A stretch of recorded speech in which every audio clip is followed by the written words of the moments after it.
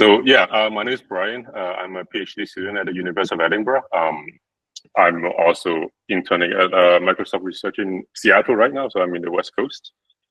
Today we join with excellent speakers to discuss the road to research, specifically in ML grad school. So let me quickly introduce our panelists, and then we'll definitely learn more about their journey into machine learning research. So we have Emma, who is an assistant professor at the School of Computer Science at CMU, and also a visiting scientist at the Allen Institute for AI. Emma also held research scientist role at Google and Facebook AI in the past. And we have Lakey. He's a graduate research assistant, also at CMU. And Lakey was part of the 2023 cohorts of the Cohere for AI Scholar Program. So it'll be very nice to learn about his transition from the Scholar Program to his current academic role. And finally, we have Winnie, who is a member of technical staff at Contextual AI. And she was previously intern and worked at many top research institutions, including Meta, DeepMind, and Stanford. And also, Winnie is one of our original 4AI members as well. So it'll be very nice to know about her experience and her journey into research. So to get started with, I'm curious with the speakers, how did you get into machine learning research and how did you end up where you are now? Yeah, so I got into machine learning research as sort of an accident or by chance, I would say. But I'm glad that I did. So I went to undergrad at the University of Maine. Not a lot of my peers ended up going to grad school when I was in undergrad. I didn't even know until I was sort of in my senior year, I think, that grad school was sort of an option. Wasn't even on the table for me. I had professors who kind of said maybe you should apply to grad school. And I was kind of no, I don't want to pay a bunch of money. And they're like, no, a PhD program in the US in computer science, they pay you. And I was like, what? But I didn't do any AI or machine learning or anything actually in my undergrad. So maybe this is dating me a little bit. I do think it's a little bit harder now. Well, it didn't really exist. There was an AI class, but it seemed boring, so I didn't take it. So then I was like, okay, I'll apply to grad school, whatever. We'll see if I get in. And originally I wanted to study actually something a little more theory-y. So, well, it turns out maybe not, but the computational power of biological systems. My original advisor in grad school was not a good fit, so I tried to change advisors, and then the advisor that I had or that I found was doing machine learning. Yeah, please, if you have any question about what we're discussing or in general, any question you have regarding ML grad school, just write in the, I think there's a Q&A area. Is that enabled, Madden? Yeah, I think so. Yeah, I can see it. Yeah, it would be nice if we can ask a question there and we can discuss it at the end of the session. So I wonder if Winnie or DK wants to share their journey or path to ML research. Yeah, okay. Winnie, go. Yeah, yeah, let's go. Yeah, nice to meet you guys. So for me, I didn't come from the ML, from the computer background. I did my undergrad in engineering, machine learning engineering.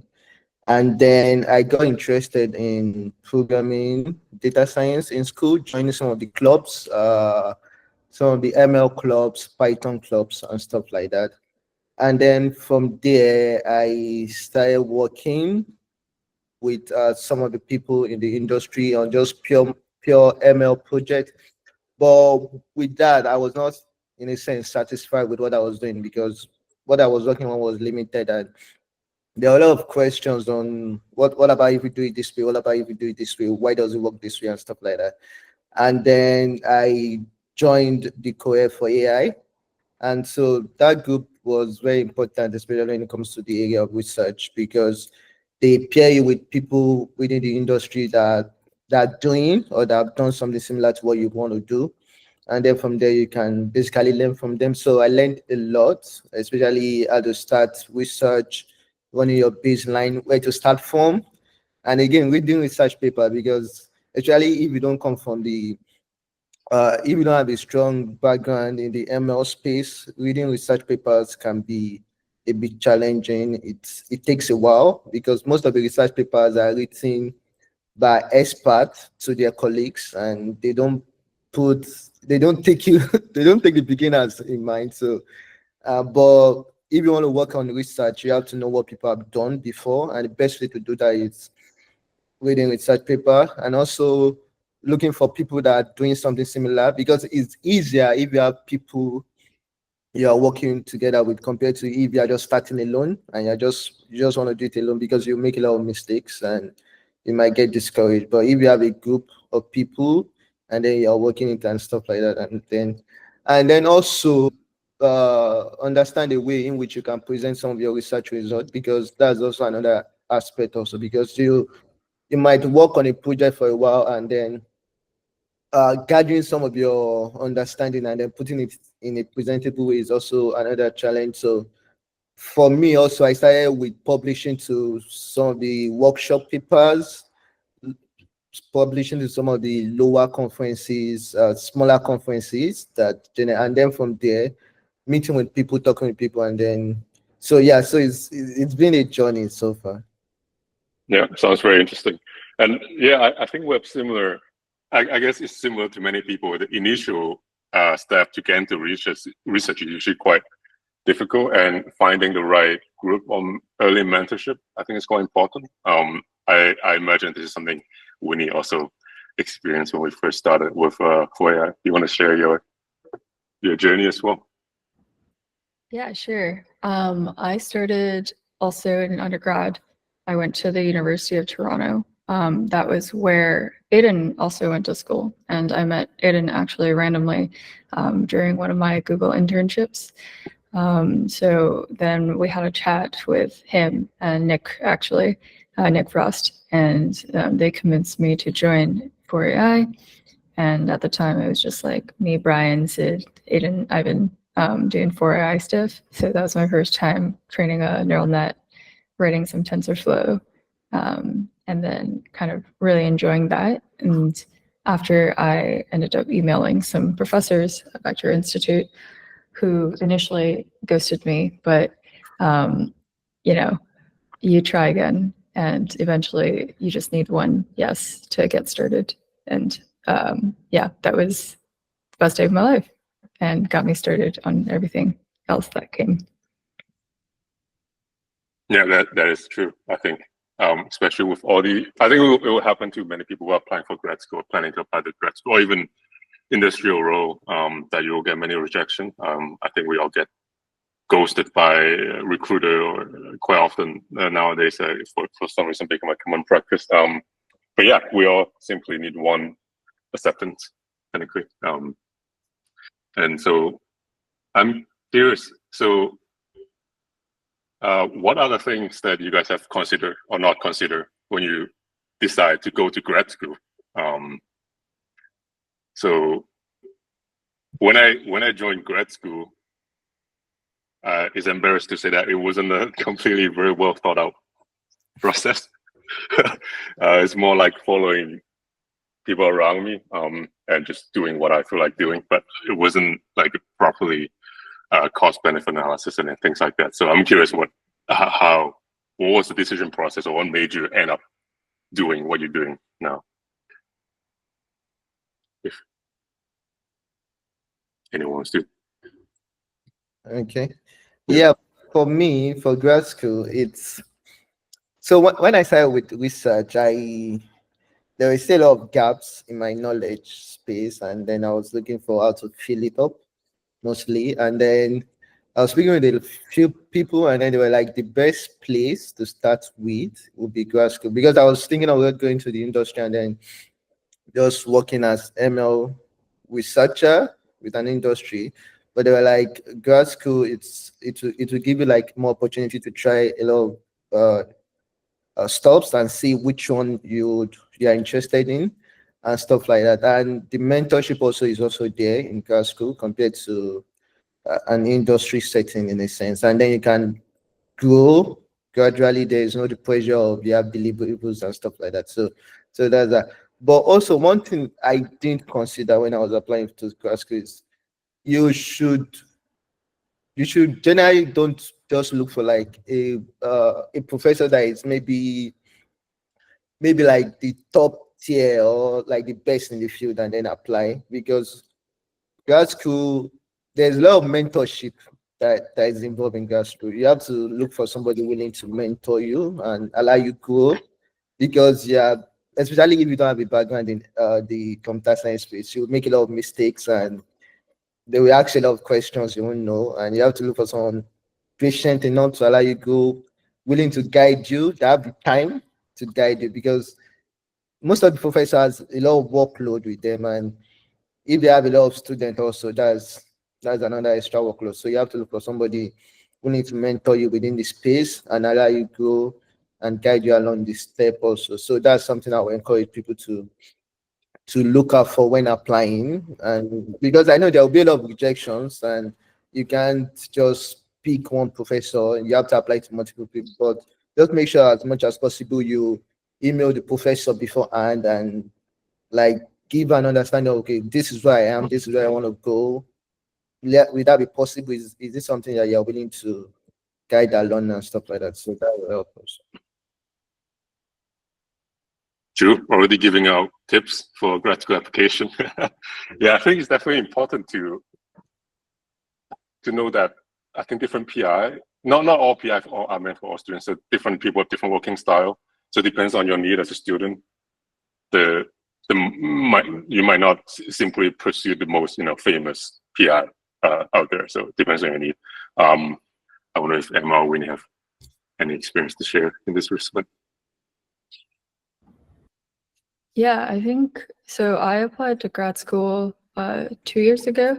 I did not get in, but it was a very eye-opening experience because there's many aspects that, you kind of need to be at the right place at the right time, and then also potentially do like the right work to align well with a professor's research agenda.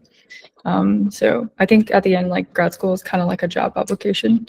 You need to fulfill like a certain role and a certain profile to like match the job and the role that is trying to be filled. And so like obviously having a lot of experience and having like past publications is a really big plus, especially these days, which is like also a little unfortunate because the barrier to entry is just very high now.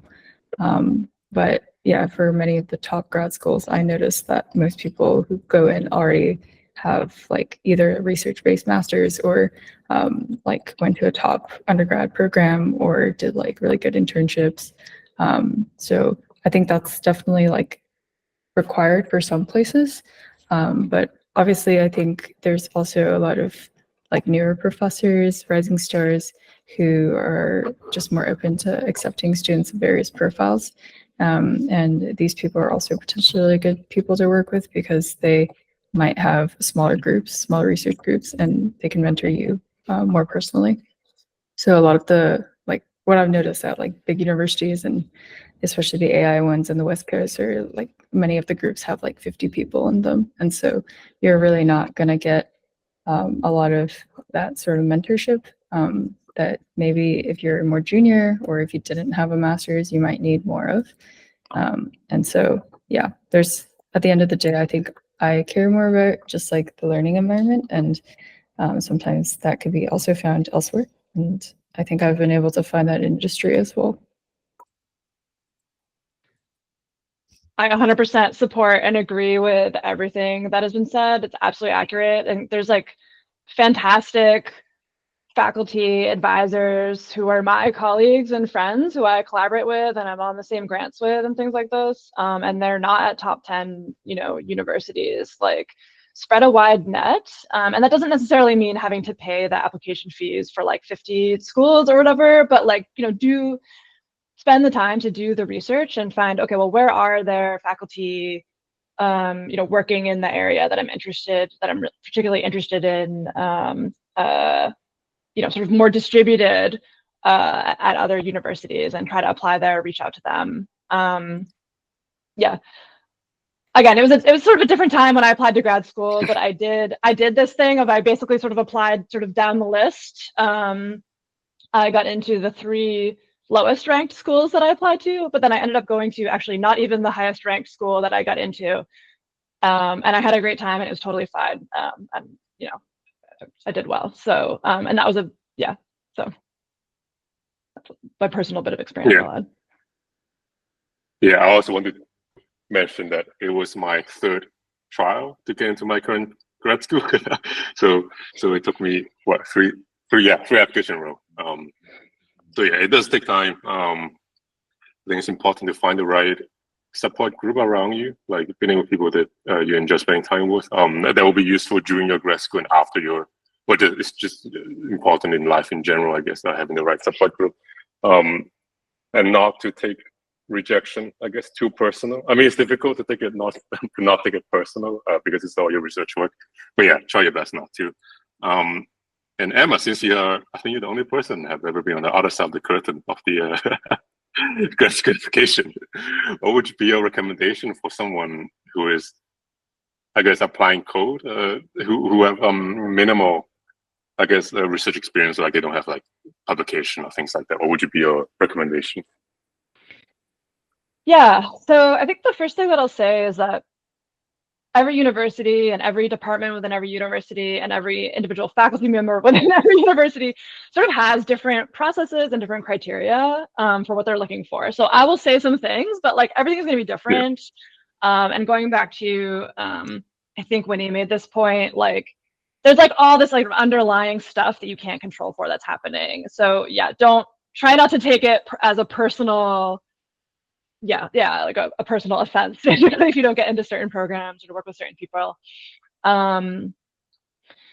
So I think, particularly for students who don't have like the 10 NeurIPS papers or into PhD, which is crazy. I had no papers, but again, long time ago. There are programs and faculty who are still like trying to accept students who don't necessarily have all of that like sort of really maybe more obviously demonstrated ability or skill in that area. I'll also say that like being on a bunch of papers does not necessarily demonstrate that people are going to do a fantastic job and make it all the way through grad school. I'm saying this from, experience from the other side, is that when you rely on those indicators, it's not even that good. And so the way that we try to think about it is rather than looking at sort of achievements that have already happened, right, which is sort of unfair in a number of ways, we try to look at, indicators of promise and of having like sort of the skills that we think are associated with being successful in a PhD. So one key thing, so we're looking at sort of like what has an applicant done and demonstrated with like the resources that they have had access to.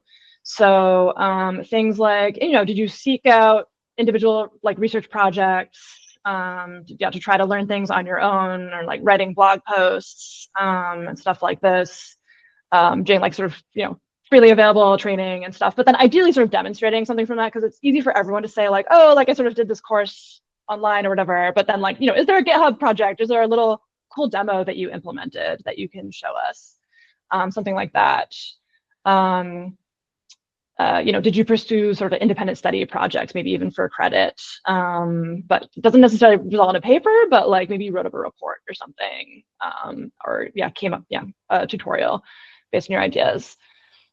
So I think that's I think that's the first thing I'll say. Happy to answer sort of follow-up questions. I guess I will say, okay, so the other thing that we'll be looking for students coming from, who maybe don't necessarily have papers and maybe came from universities that we're less familiar with, like my undergrad university. I'm sure that I was being assessed in this way. We want to make sure you do have the like sufficient background, or if you're coming from a non-CS, non-ML background, we do want to make sure from your sort of coursework or like other evidence that you're going to be able to pass the classes, basically. So you're going to know how to program well enough. You're going to, you have some basic level of math that might be needed for like whatever sort of is needed for the requirements in the program. So we do look at your transcripts. We're not necessarily looking like, oh, like they need to have gotten A's in all these things, but we kind of skim for like certain classes and certain evidence that you do have the sort of prerequisites that we're expecting. Yeah, this is another thing that GREs Yeah. are sort of used for, right? But I don't love GREs for a number of reasons. So yeah. That's a very good tip. Yeah, I agree with the point, and I thought quite important is to have demonstratable achievement. So writing blog posts, like things that you can search online, basically. So not just taking a course and mention that on your transcript. Things that you can demonstrate your interest, I guess, and yeah, basically your interest in that particular area, and that you're willing to spend time to dive into the specific area. So someone asked about the C4AI research scholar program. I wonder if like you want to discuss more about your experience in that program, and also if the program is still available to join. I wonder if there's something Madeline can discuss later. Okay.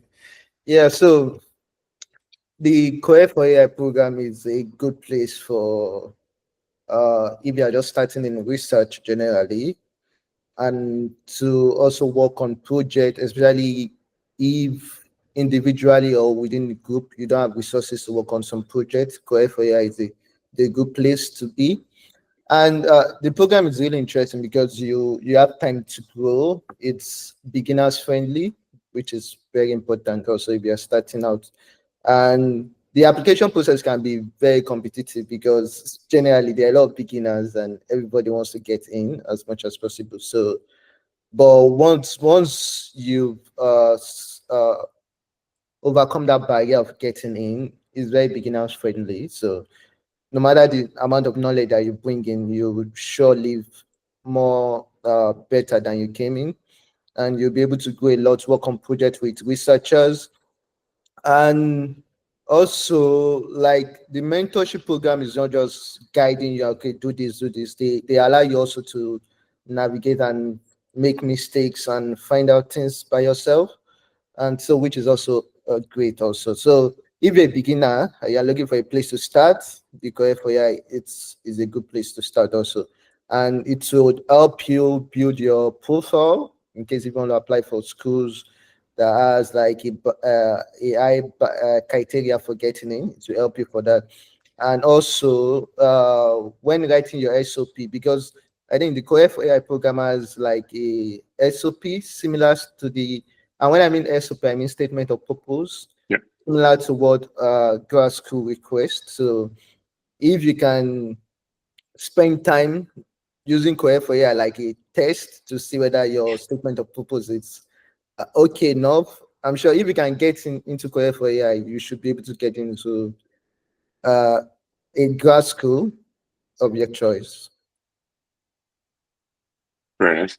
And that's true, yeah. So I don't know if we have time to discuss more specific detail for grad school application, where most universities require like a statement of research or statement of purpose or research proposal, a variation of these statement, usually 2 or 3 pages long, that discuss your background and your research interests and things like that.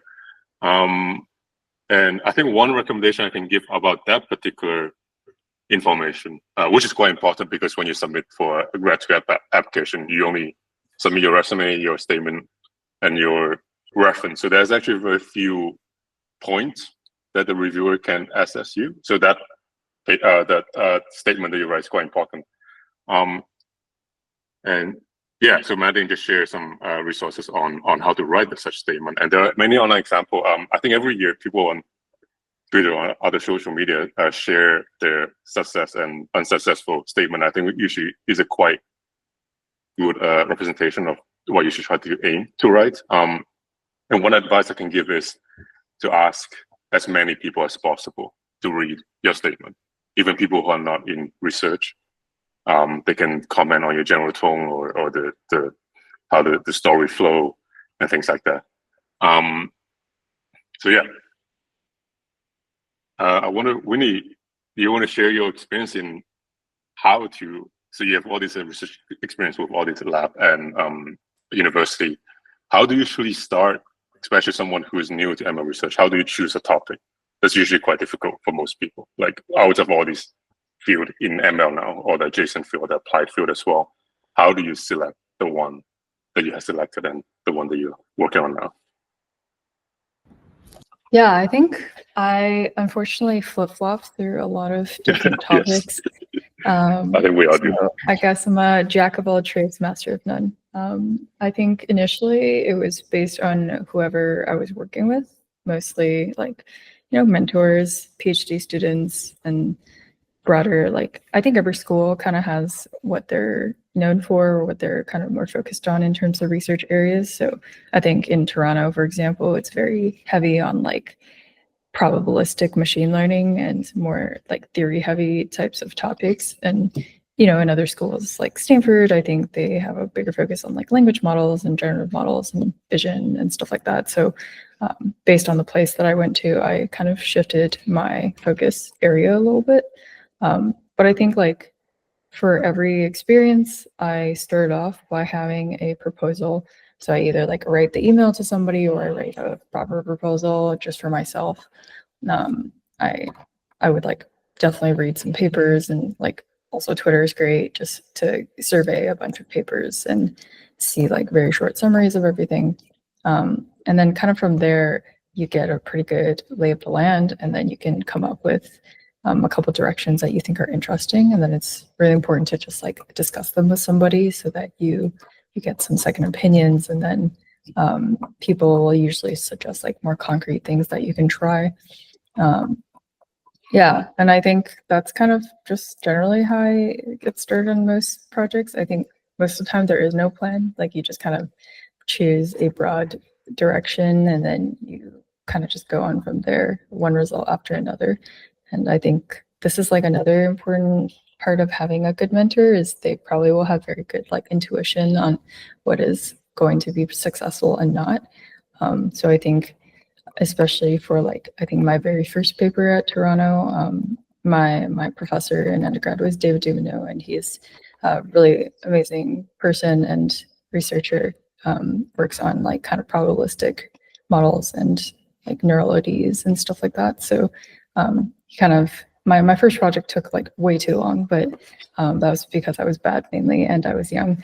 But I think he always had like the right kind of direction to steer me in. So like I kind of knew by the end that it would work out if I put in the hours and I just like make sure the paper was good at the end. And then from there, I think once you write one paper, it gets a lot easier to write the next one, because you naturally just have like the follow-ups and the ideas in your head that you think are going to work and that you would be able to try very quickly.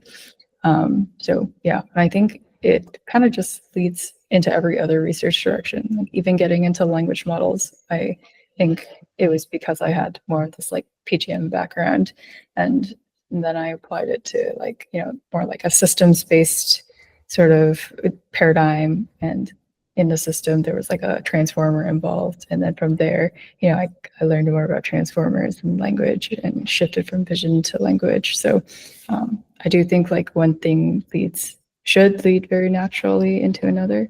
And like most of the time, the skills you learn in one area are very transferable to another one.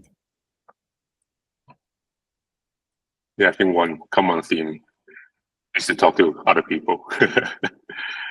Yeah, I think that's the general advice for pretty much everything. Just talk to as many people as possible to share your experience and the question you have and things like that. Usually it comes clarity after a while, the more people you talk to. Yeah.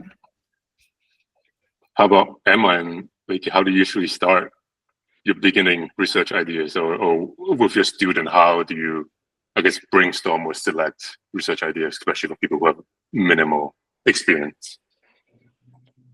Yeah, so yeah, I wanted to quickly add, not just, so talking to people is the best way, as well as reading papers. Like, and I know it is really hard at the beginning, like you said, but it gets better. I promise you get better at it and you get better at having ideas. But sort of the more other idea, I mean, there's many reasons that reading papers is really good. It also sort of helps you learn how to write a good research paper and how to assess research. But just sort of like knowing what are the pieces, what's happening, how is the field evolving? That is like the basis. Like ideas are just combinations of those things. Some of them are a little bit more lucky and timely than others or whatever. But I really just think that I don't believe in genius. I think that like just kind of knowing and thinking about what's going on sort of just leads to ideas. And you'll get better at that. And like Winnie said, it's a mentoring thing. And ideally you'll have a mentor who will sort of help you develop that process. So to try to answer your explicit question about, what was the sort of beginning phase of, developing research ideas look like, especially for more junior people. So definitely reading some papers, doing some literature review. But the other thing that I really try to encourage students to do early on, and that I think is exactly something that you learn, during a PhD or just as you're developing your research skills, if it's an industry or whatever, is trying to think of like, what is the sort of quickest, simplest sort of like experiment or analysis that I could run to figure out if this is a viable idea or not. Like what you don't want to do is like spend a really, and Winnie, totally normal for your first research project to take a long time. Like, yeah, we're not good at it.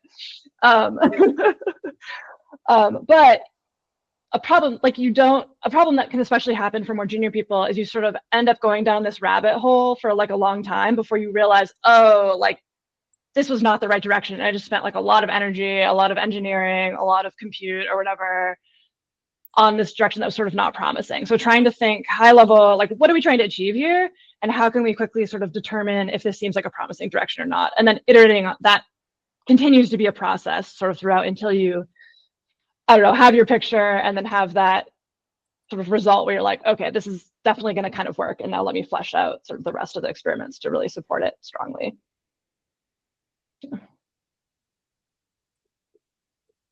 Nikki, is that your experience as well? How did you start your?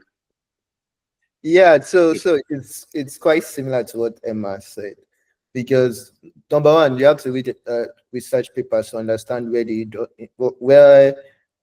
people are currently, so that you know what you want to improve on, because that's quite very important. And reading research paper takes a bit of adjustment to get into that phase, but once you just pick it up and start reading it over time, then everything kind of adjusts. And then most of the time, your idea might just come from maybe what someone have done, and you feel like, okay, I think if I do it this way, I should be able to get like better performance or get a better improvement and stuff like that. And also, what I also encourage, don't spend too long on just reading, and quick experimentation also helps.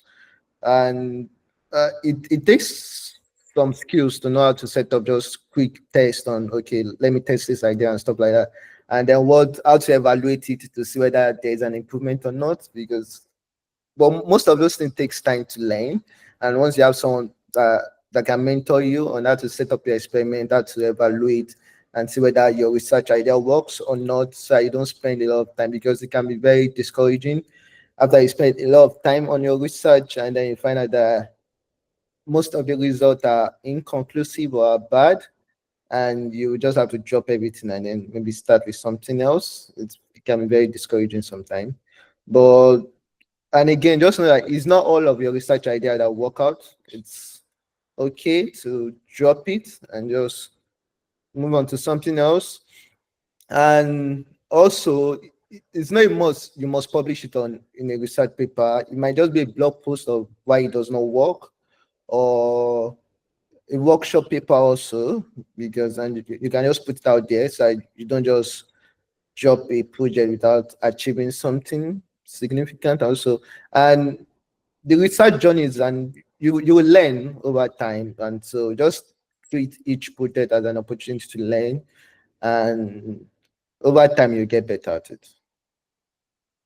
It's very true. Yeah, I specifically agree on the point that your research doesn't necessarily have to have positive results. It's usually the process of getting results, positive or negative, that where you learn the most technical skills. And yeah, I agree. So even if your project led to negative result, which is you think is not publishable, you can still release a blog post, or even just an archive technical description of what you did. It will be quite useful for the community. And yeah, I think we have 10 minutes left. So maybe we can start answering some of the questions in the comment section and the Q&A. So the first question: does a non-thesis master affect your acceptance into a PhD program? I don't have super specific research area, and that's sort of a bit intimidated for applying thesis-based master. Actually, no. So I don't know if the speakers have any specific opinion on this. I don't think it really matters and depends on the university or country. Not all master or thesis space anyway. So I'm happy to, as the person who's please. reviewed many applications. So no, it's not going to be a con. But I would say, so one of the things you can use your statement for, and also your letters, like feel free, you know, in your recommendation letters, you can specifically say like, I'd love for you, like if you could speak to this or like explain this, because I know some students, maybe there's like a gap, an unexplained gap or something, and maybe there's some good reason, like there's some chronic illness or like a family thing you need to deal with, or like whatever. And it's better. We do notice these sort of gaps and discrepancies, and it's better to address them up front and sort of just explain things to the extent that you're comfortable with. Otherwise, we're left sort of wondering, was that some other kind of problem or something? Oh, so this also applies to like, you know, there's a couple semesters where like your grades were really bad or something. That's fine, but try to explain it if you can. So regarding the masters, so when I was talking about you know, like we're assessing people based on the resources that are available to them. So we do, you know, we are looking at a master's as sort of more resources, more opportunity to have, you know, potentially learned more, potentially engaged in research. We may or may not know whether there was the possibility of you sort of doing research or not in your master's. So directly addressing that and maybe saying like, this was like 100% a course-based thing. I learned a lot, but you know, I wasn't able to do research during that time, but here's what I learned and what is sort of informing you know, the research direction that I am excited about based on the coursework that I did during that time, or other work I did during that time. So Right. Second question is, so is it important to connect with the supervisor first for the approval, like interest, before applying to grad school? I think that depends. You should definitely look up, obviously, potential people you want to work with, check out their website and things like that. Sometimes they tell you that you should contact them first before applying. Sometimes they tell you do not contact them until you apply. So definitely do your research on the person you work with. And one thing that I think it works quite well to learn about the supervisor, not just their research, but also the way they work, is to talk to the student. And usually students are less busy and they're happy to talk to people who are interested in them. So try to talk to them, set up a meeting, ask about their research, ask about how their supervision working, what is their, like what do they normally do when they meet up and things like that. I wonder if any of the speakers have any opinion on this. Should you contact the potential PI before applying? I think if they say that you should, then you definitely should. Otherwise, it's not a huge. Right.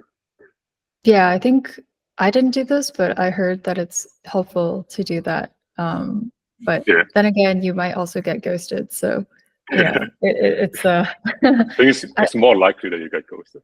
But yeah. And I think, I mean, some professors actually don't want you to reach out specifically. So if you do it, like do it more subtly, or I guess the other approach is to meet somebody in person. So I think I have way more success like talking to someone in real life than over email. So maximizing those sorts of opportunities, attending talks, attending lunch and learns, attending conferences are all really, really good ways of meeting people spontaneously as well. Another way that you want to approach a PI is to have someone introduce you to them. So if you happen to know a mutual connection and they make the introduction, they're usually a lot easier. So another advertisement for C4AI, I guess, is that there are many other academics within the group and researchers. And so if you happen to work with them, they can definitely make the connection for you. So Madeline said the 2025 scholar program has already closed, right?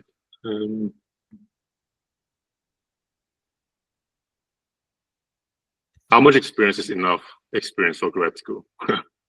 I guess the point, like how much experience do you need to apply for grad school? I think that really depends. Also depends on country. So in Europe, it's usually expected to have master before you do your PhD. I think in America, it's usually the PhD is usually longer, but also have the first initial years are you have to take courses and things like that. I wonder if that's your experience, Emma, Ricky. Yeah. One thing I would encourage you to do is, especially in the ML space, a lot of people are looking for a job, and most of the job are asking them to have like a graduate program. So a lot of people are looking for a graduate program. I think you should try to research first and see whether you like it, because graduate program can be stressful and takes time, and you spend a lot of energy, and the financial reward is almost zero. So you should like get your reference, like what am I doing? Why do I want to go for a graduate program? And if your reasons are not right, maybe just don't go for it, because most of the time I see most of the jobs you don't generally need a graduate program. Just an interest in research would be okay, or just do the program and stuff like that. And so just understand why you want to apply, why you want to go into graduate program generally would also help you in that regard. And in terms of like experience, generally it's not a big requirement, just depending on your advisor, depending on the school also. Some big schools will want you to have like few papers and stuff like that, and some don't really mind and stuff like that. So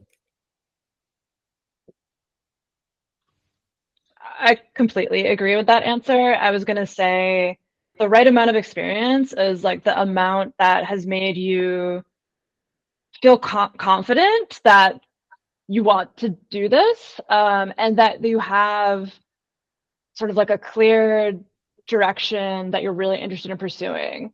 I'd say the field is moving very quickly. Whatever you write in your statement, like, does not have to be, and probably won't be, like what your thesis is, honestly. And that's fine, and everyone sort of knows that.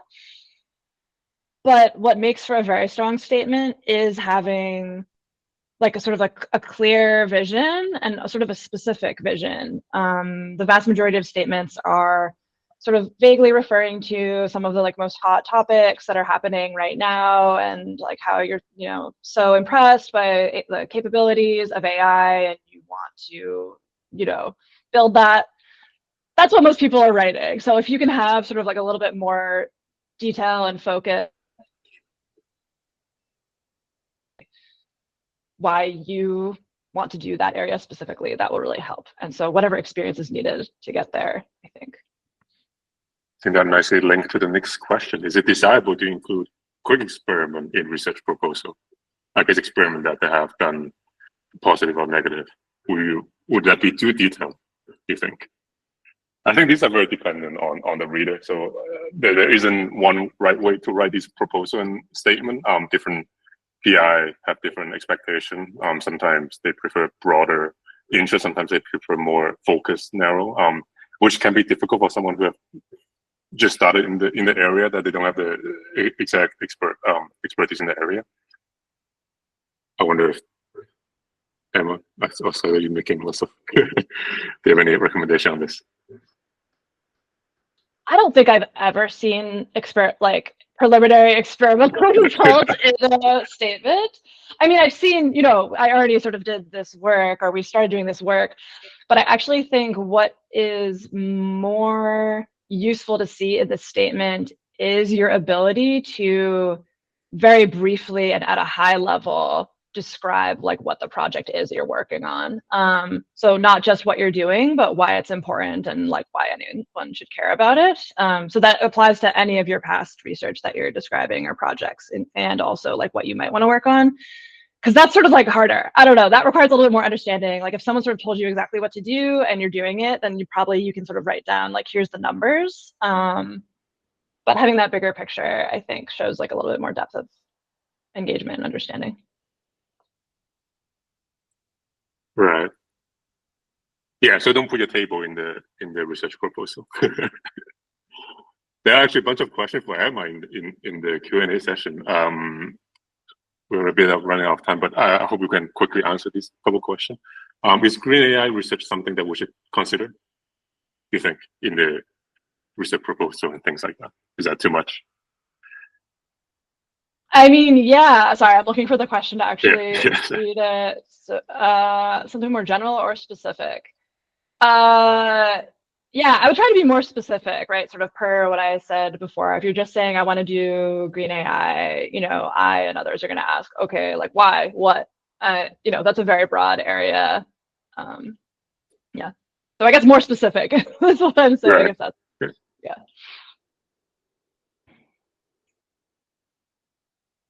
Would you like student approaching you? Yeah, well, I think we briefly discussed this. You should, but it depends on the supervisor. Sometimes they specifically say do not contact them. And if you do contact them, then you probably is a red flag for you.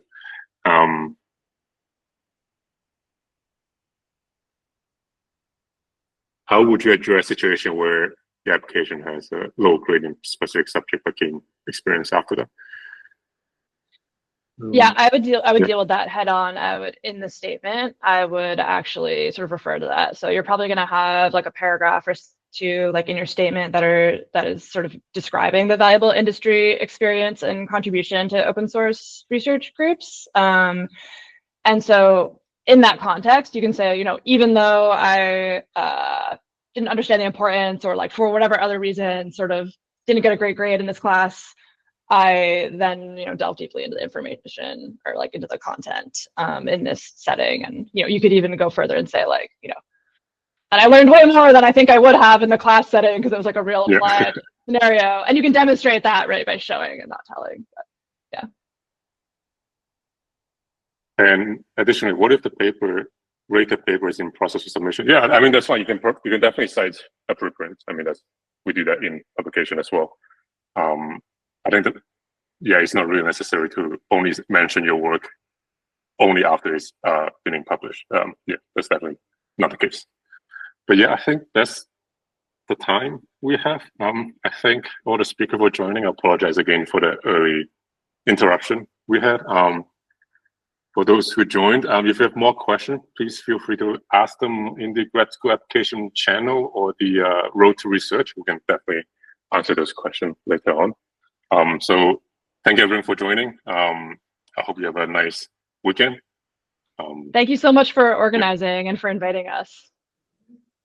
Thank you. Madeline, you have any comment? Anything you have to add? No, just more thanks. Thanks, Bryan, for hosting too. Great to get together and talk about this important topic. Let's keep the conversation going too. Okay, thanks, Emma, Leke, Winnie. Have a good weekend all.